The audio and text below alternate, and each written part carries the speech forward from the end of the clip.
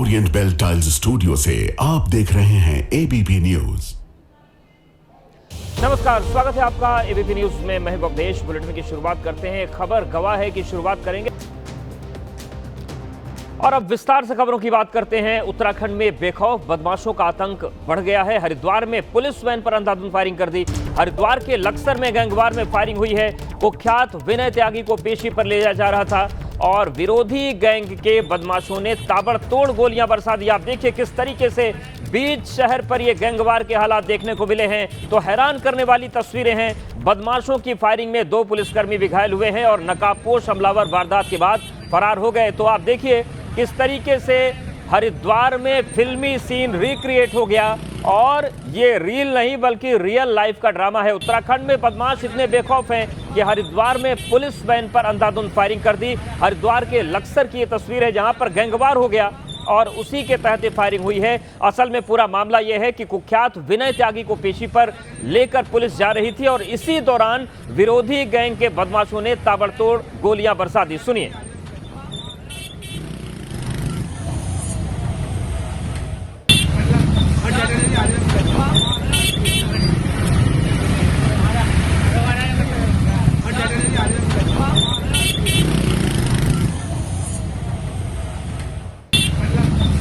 यही वो गैंगवार की तस्वीर है और हरिद्वार का जो लक्सर इलाका है वहां पर ये पूरा बवाल हुआ है। वहां पर ये गैंगवार हुआ है।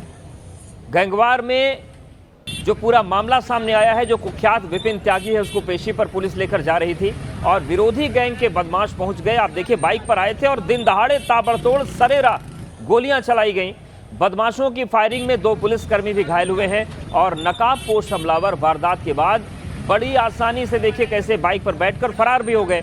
इस हमले में अपराधी विनय त्यागी भी घायल हुआ है। वारदात के बाद क्षेत्र में दहशत का माहौल है और कानून व्यवस्था पर बेहद गंभीर सवाल खड़े हो रहे हैं। घटना के तुरंत बाद पुलिस ने पूरे इलाके की घेराबंदी कर दी और बदमाशों की तलाश चल रही है।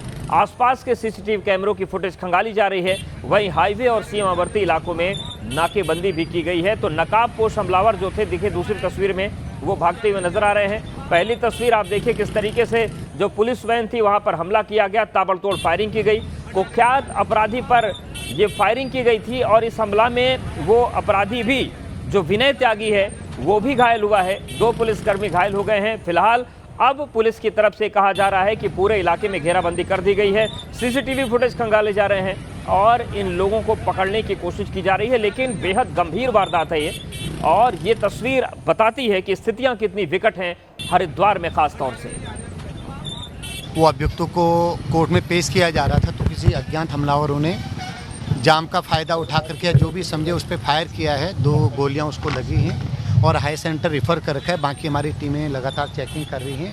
जल्दी कौन लोग थे, क्या थे, उस पर हम कार्रवाई करेंगे और जल्दी लोगों को पकड़ लेंगे। हार्डकोर क्रिमिनल बताया जा रहा है। कई सारे मुकदमे उस पर हैं। तो आज पेशी थी उसकी। एक पुलिस का रूटीन वर्क है तो पुलिस उसको जब पेशी के लिए ला रही थी रास्ते में उस पर ही अटैक हुआ। और सीधे रुख करते हैं अपने सहयोगी दानिश खान का। दानिश, ये जो तस्वीरें दिख रही हैं, ऐसी तस्वीरें या तो फिल्मों में दिखती है या खास तौर से मुंबई इन चीज़ों के लिए कुख्यात रहा था कभी, पर उत्तराखंड में और हरिद्वार में इस तरीके से दौड़ा दौड़ा कर गोली मारी जा रही है। पूरी व्यवस्था ध्वस्त हो गई क्या कानून की? बिल्कुल, देखिए अगली मैं बता दूं कि जो हादसा हुआ है ये बहुत बड़ी घटना है और उत्तराखंड के पुलिस के लिहाज से काफ़ी ज़्यादा खतरनाक है क्योंकि देखिए जो हरिद्वार है वो उत्तर प्रदेश की सीमाओं से लगता हुआ है और ये जो घटना हुई है वो एक ओवरब्रिज पे हुई है और जिस तरह से अपराधियों ने बेखौफ होकर के गोलियां चलाई उसमें उस अपराधी को भी गोलियां लगी है जिसको वो मारने आए थे उसको लगभग 3 गोलियां लगी ऐसा बताया जाता है। साथ ही मैं आपको बता दूँ कि ये जो घटना हुई है इसके बाद से सरकार काफ़ी सतर्क है और लगातार इस बात को कहा जा रहा है कि जिन अपराधियों ने इस घटना को अंजाम दिया है उसे किसी भी हाल में नहीं बख्शा जाएगा। फिलहाल एसएसपी हरिद्वार से हमारी बात हुई, उनका कहना है इस घटना के बाद हमने कई टीमें बना दी हैं और टीमों को हमने गठित करके निकाल दिया है और लगातार दबिश दी जा रही है, कोशिश की जा रही है कि इन अपराधियों को जल्द से जल्द गिरफ्तार किया जाए। जी बिल्कुल दानिश हमारे साथ बने रहे। एक बार फिर से दर्शकों को दिखा देते हैं। देखिए यही वो हमलावर थे और पुलिस वैन में किस तरीके से हमला करके वो सरेराह भागे और उसके बाद अपनी बाइक पर बैठकर वो वहां से फरार हो गए। लेकिन जैसा कि दानिश बता रहे हैं कि इस पूरे मामले में कई टीमों का गठन किया गया है, सरकार भी नजर बनाए हुए है, लेकिन जिस तरीके से पूरी घटना हुई है लक्सर क्षेत्र में, ये कानून व्यवस्था को कई गंभीर सवाल खड़े करती है। जैसा कि पुलिस अधिकारी के बयान हमने आपको सुनाए, वो कह रहे थे कि जाम का फायदा उठाने की कोशिश यहाँ पर की गई थी, लेकिन ये गंभीर मसला है कि 2 पुलिसकर्मी घायल हो गए, जो अपराधी जिसको निशाना बनाया गया था वो भी घायल हो गया, और फिलहाल अब इन अपराधियों की तलाश की जा रही है। दानिश, क्या ये चीज़ निकल कर सामने आ पाई है कि जो त्यागी को निशाना बनाया गया, ये दूसरा गैंग कौन सा था? ये गैंगवार किन गैंग्स के बीच में हुआ है?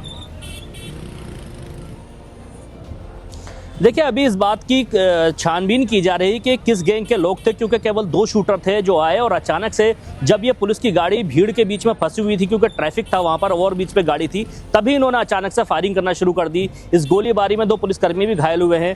पुलिस फिलहाल इस बात की छानबीन कर रही है कि किस गैंग से ताल्लुक रखते थे, लेकिन वहाँ पर हरिद्वार के आसपास की अगर बात करें तो वहाँ पर 2-3 गैंग सक्रिय हैं जिनके ये सदस्य बताए जाते हैं। फिलहाल पुलिस का यह दावा है कि जल्द से जल्द इन अपराधियों को गिरफ्तार कर लिया जाएगा, क्योंकि जिस अपराधी को गोली लगी है उसका भी एक पुराना अपना इतिहास है अपराध का, इसलिए पुलिस का कहना है कि नजर बनाए रखिएगा। आपसे अपडेट्स लेते रहेंगे। फिलहाल बहुत शुक्रिया आपका हमारे साथ जुड़ने के लिए। अब बात करते हैं पश्चिम बंगाल की। पश्चिम बंगाल के मुर्शिदाबाद में बाबरी जैसी मस्जिद बनाने पर अड़े हुमायूं कबीर की नई पार्टी में अभी से बवाल शुरू हो गया है। तृणमूल कांग्रेस से बाहर किए गए कबीर ने जनता उन्नयन पार्टी बनाई थी और 2026 के पश्चिम बंगाल विधानसभा चुनाव के लिए बालीगंज से निशा चटर्जी को उम्मीदवार घोषित किया था। 24 घंटे भी नहीं बीते थे कि मंगलवार को निशा की उम्मीदवारी वापस ले ली गई। इस फैसले से बंगाल में अब सियासत में नया उबाल आ गया है, क्योंकि हुमायूं कबीर ने बड़े जोश खरोश के साथ पार्टी का ऐलान किया। पहले ही दिन उम्मीदवारों की घोषणा भी कर दी, लेकिन चंद घंटे बीत जाने के बाद उन्हें अपना फैसला पलटना पड़ा और निशा चटर्जी का टिकट काटना पड़ा। अब आलम यह है कि कल तक जो निशा चटर्जी हुमायूं कबीर की तारीफ करते नहीं थक रही थी, अब वो हुमायूं कबीर के ऊपर जमकर आग बबूला है। तमतमाई निशा चटर्जी ने हुमायूं कबीर के खिलाफ मोर्चा खोल दिया है। निशा ने आरोप लगाया है कि हिंदू होने के चलते उनका टिकट काटा गया है। तो देखिए, यही वो निशा चटर्जी हैं जिनका मंच से जिनकी उम्मीदवारी का ऐलान किया था हुमायूं कबीर ने। जनता उन्नयन पार्टी बनाई है उन्होंने, लेकिन जिस तरीके से कुछ ही घंटों के भीतर उन्हें अपना फैसला पलटना पड़ा, तो अब ये सवाल उठ रहा है कि जब पहले 24 घंटे में हालत ये है, तो क्या हुमायूं कबीर पार्टी चला पाएंगे?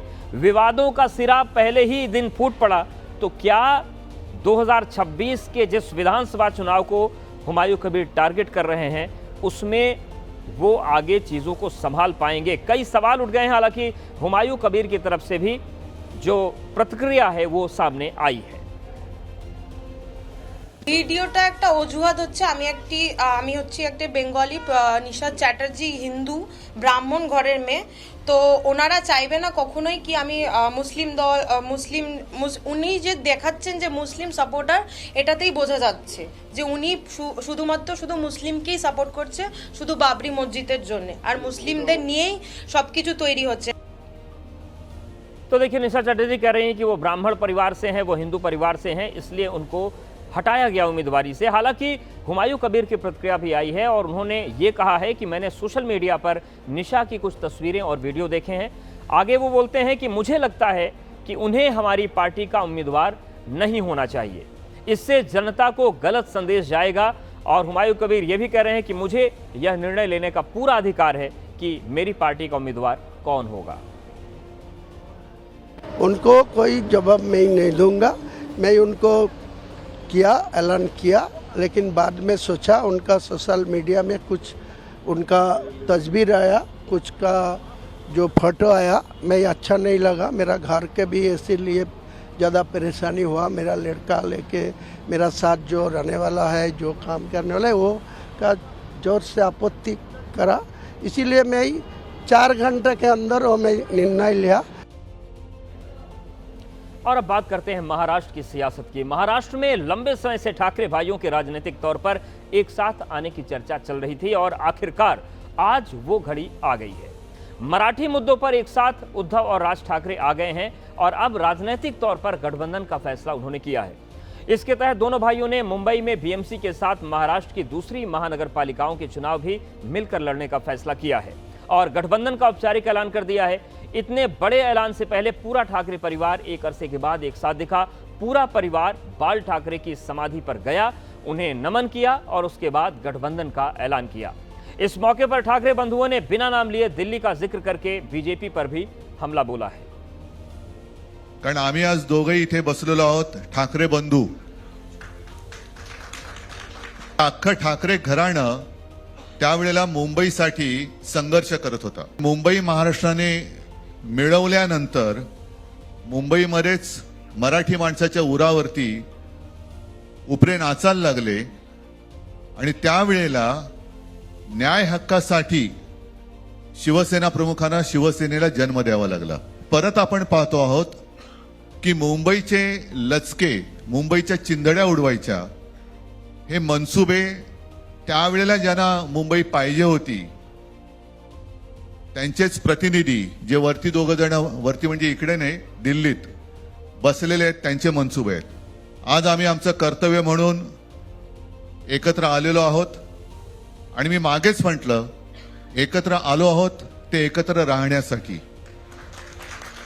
यापुढे मुंबईवरती आणि महाराष्ट्रावरती कोणी वाकड्या नजरेने किंवा त्यांच्या कपटी कारस्थानाने महाराष्ट्राला मुंबईपासून किंवा मुंबईला महाराष्ट्रापासून, मराठी माणसापासून तोडण्याचा प्रयत्न करेल, त्याचा राजकारणात खात्मा केल्याशिवाय राहणार नाही. शपथ घेऊन आम्ही मैदानात उतरलेलो.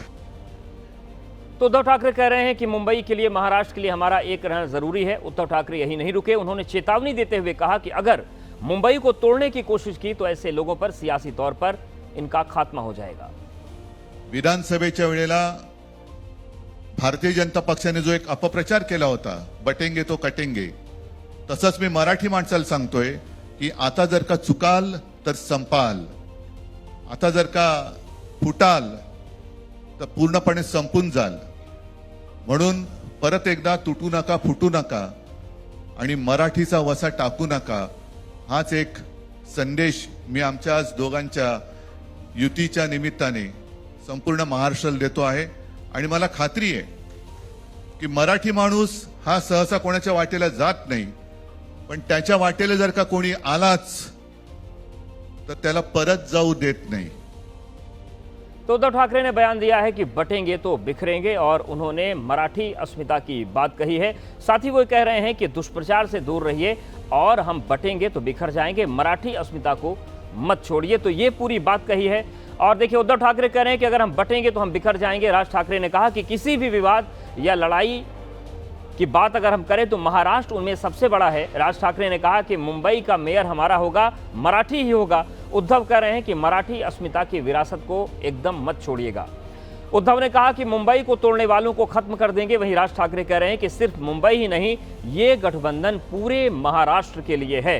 तो ये बातें आज कही है. दोनों ठाकरे बंधु एक साथ आए हैं और उन्होंने मिलकर महाराष्ट्र के लिए हुंकार भरी है. कुठल्याही वादापेक्षा आणि भांडणापेक्षा महाराष्ट्र मोठा आहे.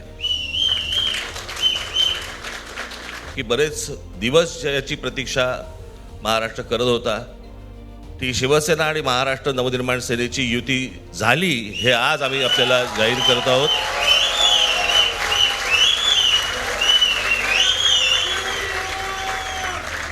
कोण किती जागा लढवणार, आकडा काय, हा नाही सांगणार तुम्हाला. मुंबईचा महापौर मराठीच होणार आणि तो आमचाच होणार.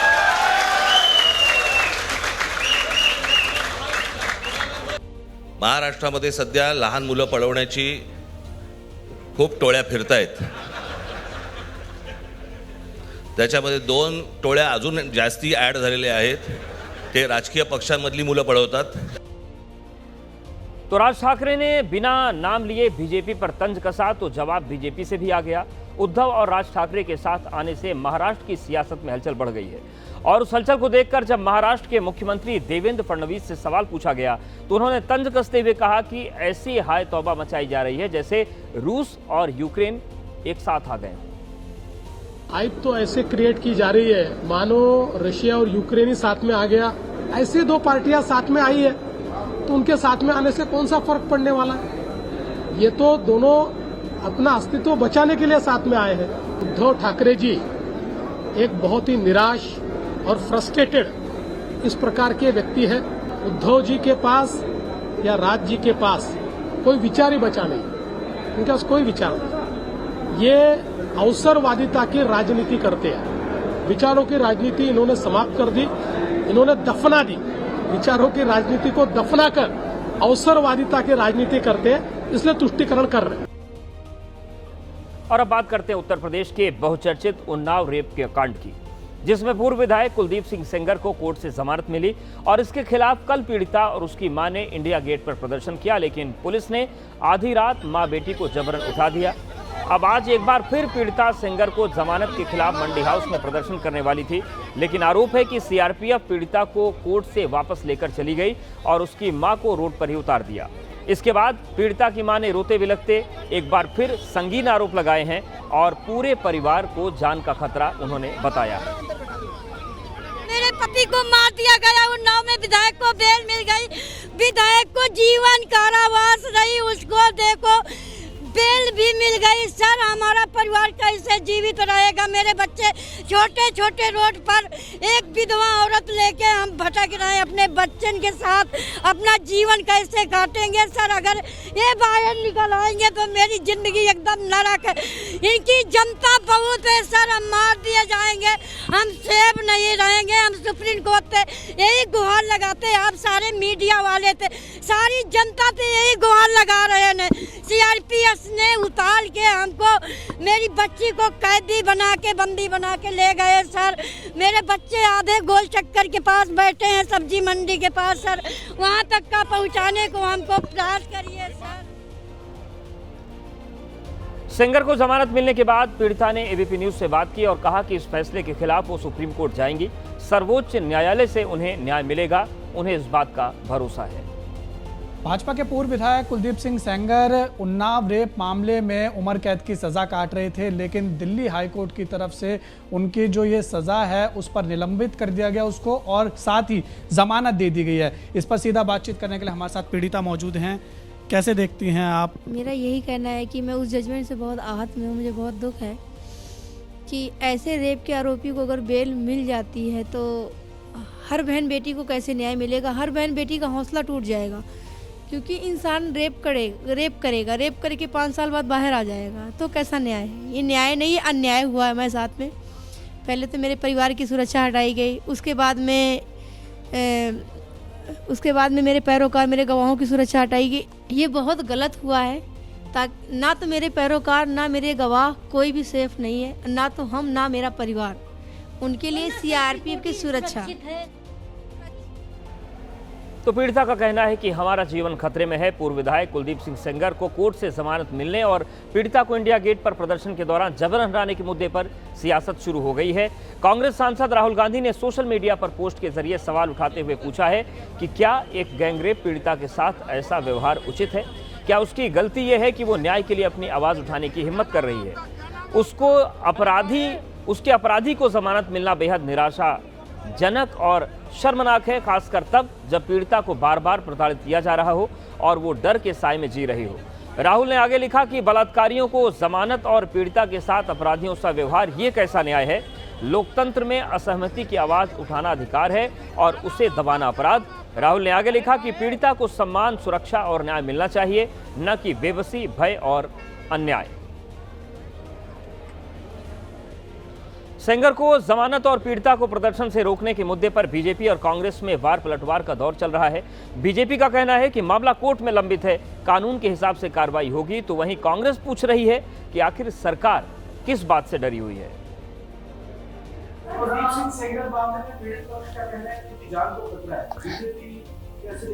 देखिए, ये मामला सब जुडिस है, law will take its own course. Kuldeep Singh Sengar आरोपी नहीं है, कुलदीप सिंह सेंगर हत्या और रेप के दोषी पाए गए हैं। असलियत यह है कि वो उम्र कैद की सजा काट रहे थे और अब 6 साल में वो रिहा हो जाते हैं, वो स्वच्छंद घूमेंगे। आपको अंदाजा है कि जिस परिवार की बच्ची का रेप हुआ, जिसके 2-2 सदस्यों की हत्या हुई, वो कितना सहमा हुआ है। और जब वो विक्टिम और उसकी मां शांतिपूर्ण ढंग से इंडिया गेट पर बैठ के प्रदर्शन कर रहे थे, न्याय की गुहार लगा रहे थे, तो दिल्ली पुलिस आती है और बर्बरता से उनको घसीट कर लेकर चली जाती है। ये कौन सा न्याय है? क्या इस देश में बेटियों के साथ न्याय नहीं होगा? क्या बार बार कुलदीप सिंह सेंगर दोषी पाने से पहले हर प्रयास किया गया उनको बचाने का। जब तक इलाहाबाद हाईकोर्ट ने इंटरवीन नहीं किया, तब तक उनके खिलाफ कार्रवाई भी नहीं शुरू हुई। तो बांग्लादेश में जिस तरीके से हिंदुओं पर अत्याचार हो रहा है, उसको लेकर देश भर में गुस्सा है। और सीधे लखनऊ लेकर चलते हैं आपको। देखिए, यहां पर भी प्रदर्शन चल रहा है। आज सुबह जम्मू कश्मीर में प्रदर्शन हुआ था और अब ये लखनऊ की तस्वीर है, उत्तर प्रदेश की राजधानी लखनऊ की, जहां पर बड़ी संख्या में जो लोग हैं वो बांग्लादेश सरकार के खिलाफ सड़कों पर उतरे हैं और मोहम्मद यूनुस का पुतला जलाया जा रहा है।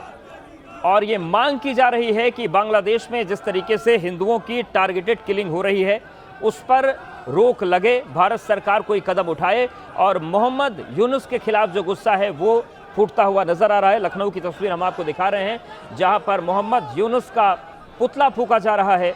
तो उत्तर प्रदेश की राजधानी लखनऊ में ये प्रदर्शन चल रहा है और देश भर में उबाल है, खासतौर से दीपू चंद्र दास की जिस तरीके से बांग्लादेश में निर्मम तरीके से हत्या की गई, उसके बाद से प्रतिक्रिया पूरे भारत से सामने आ रही है। कल देश के कई राज्यों में प्रदर्शन हुआ था, आज सुबह जम्मू कश्मीर में प्रदर्शन देखने को मिला कांग्रेस की तरफ से, और अब उत्तर प्रदेश की राजधानी लखनऊ में भी ये प्रदर्शन चल रहा है जहां पर जो हिंदूवादी संगठन के लोग हैं वो, इसके साथ ही साथ जो तमाम लोग हैं वो पहुंचे हैं और मोहम्मद यूनुस का पुतला फूंका जा रहा है और भारत सरकार से मांग की जा रही है कि बांग्लादेश में जिस तरीके से हिंदुओं की निर्मम हत्या हो रही है, उनको टारगेट करके मारा जा रहा है, उस पर रोक लगाने के संबंध में कोई कार्रवाई की जाए। और इसी को लेकर मोहम्मद यूनुस के खिलाफ देशव्यापी प्रदर्शन चल रहा है और उसी की एक तस्वीर लखनऊ से सामने आ रही है जो आप देख रहे हैं। तो ये लखनऊ में इस वक्त प्रदर्शन चल रहा है और लखनऊ में मोहम्मद यूनुस का पुतला इस वक्त जलाया जा रहा है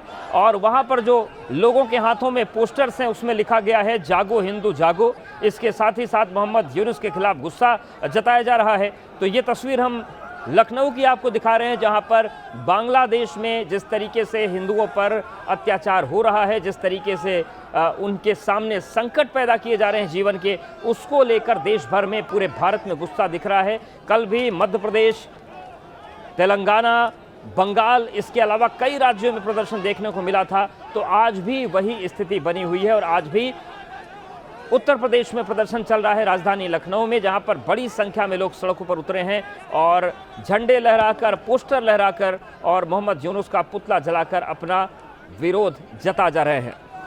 तो बांग्लादेश में हिंदुओं पर अत्याचार का सिलसिला थमने का नाम नहीं ले रहा। बांग्लादेशी लेखिका तस्लीमा नसरीन ने एक वीडियो जारी किया है जिसमें चटगांव में कई हिंदुओं के घर जलाए गए। वहीं बांग्लादेश में रहने वाले हिंदू खौफ में जी रहे हैं। वहां से जो वीडियो सामने आया है उसमें एक महिला अपने घर को जलता देखकर रोने लगी। ये मामला एक नहीं है, बांग्लादेश में ऐसे कई मामले सामने आ चुके हैं जहां पर वहां रहने वाले हिंदुओं को टारगेट किया जा रहा है, उन पर हमला किया जा रहा है, सुनियोजित क्राइम हो रहा है और इसका मकसद यही है कि हिंदुओं को डराया जाए और उन इलाकों से इन्हें पलायन के लिए मजबूर किया जाए।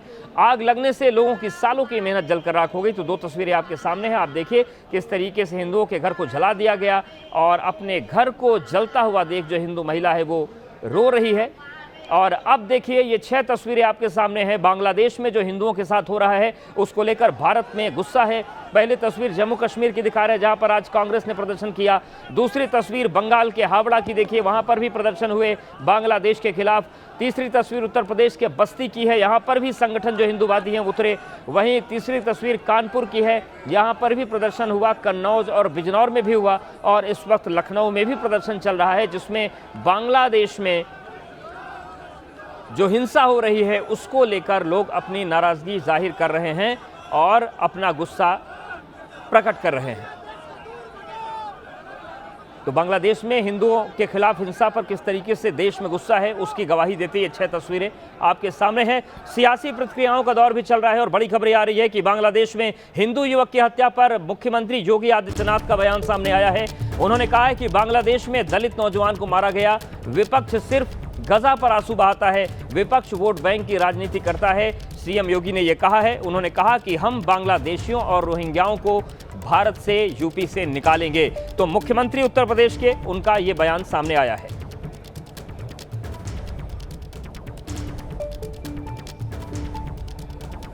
देखो बांग्लादेश में एक दलित नौजवान को कैसे जला दिया गया है।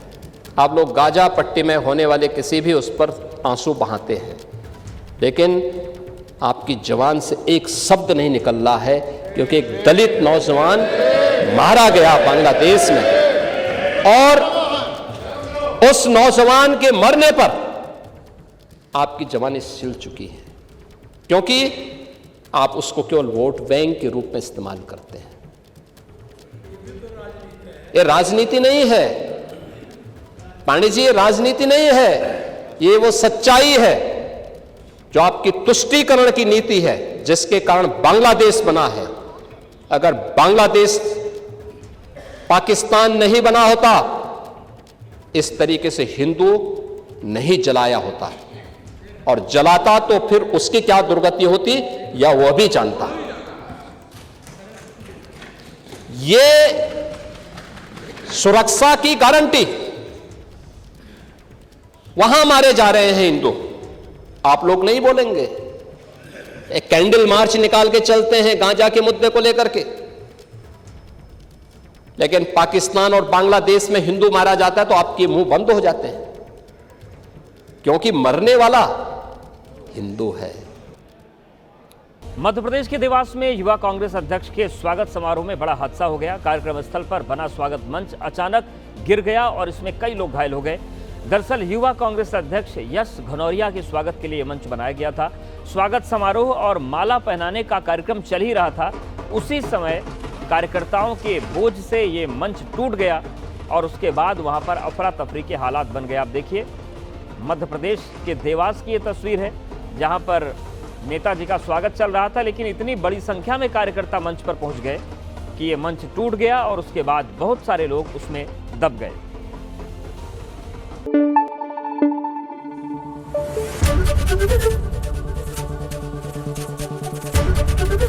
एबीपी न्यूज आपको रखे आगे।